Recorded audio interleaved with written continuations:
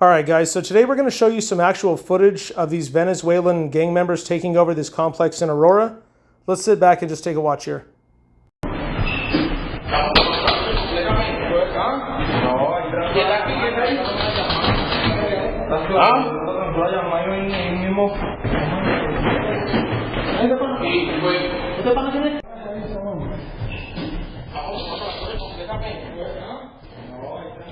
All right, guys, now let's take a listen to the mayor of Aurora, who now goes on to admit that there is actual Venezuelan gangs that are taking over in this Aurora complex.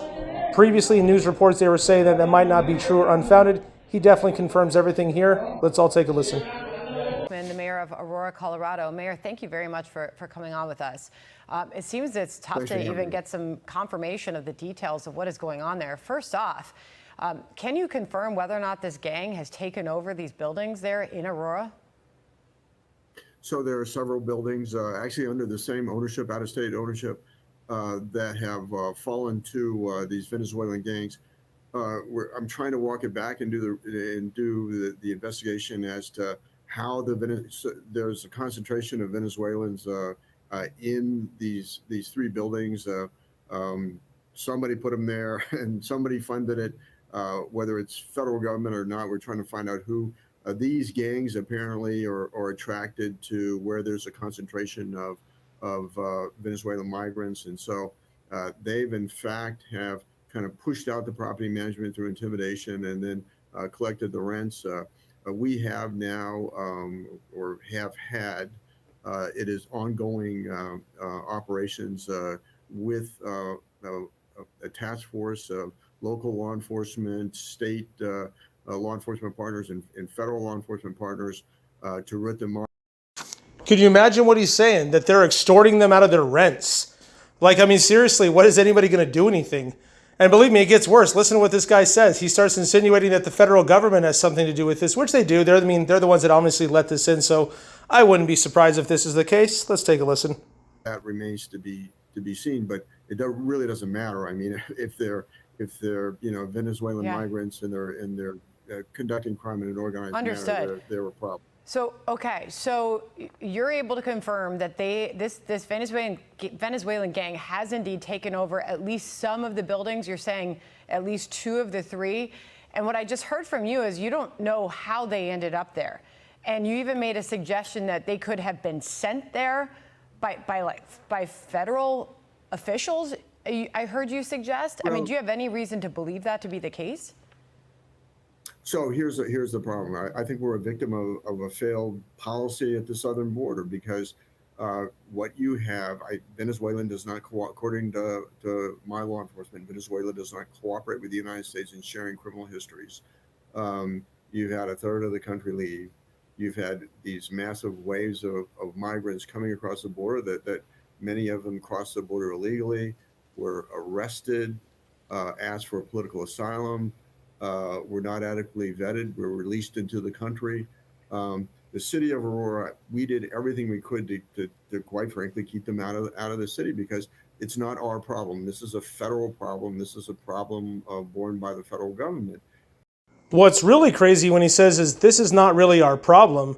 Well, I realize he didn't let the people in the border, but you're the mayor of the city. This is definitely your problem that needs to get cleaned up. I mean, there's so many clips out there like this one right here where they're robbing gun stores, holding up the entire apartment complex. I mean, taking people's rent money, robbing them. Why are they even allowed to run around like this? And why hasn't this been stopped a while ago? This story is not just new to break. This has been going on for at least a few weeks, maybe even a couple of months. So why is nothing even happening? I don't understand. It's like they're defending and protecting these people way too much. And, you know, this isn't right for the citizens of Aurora. Something needs to be done. But let's take a listen to some of his other answers here. Historically been a sanctuary city. Yeah. Aurora has not. And that's why we took the position again that we were not going to expend any public dollars on this migrant crisis, nor would we be a conduit for state or federal dollars to provide assistance.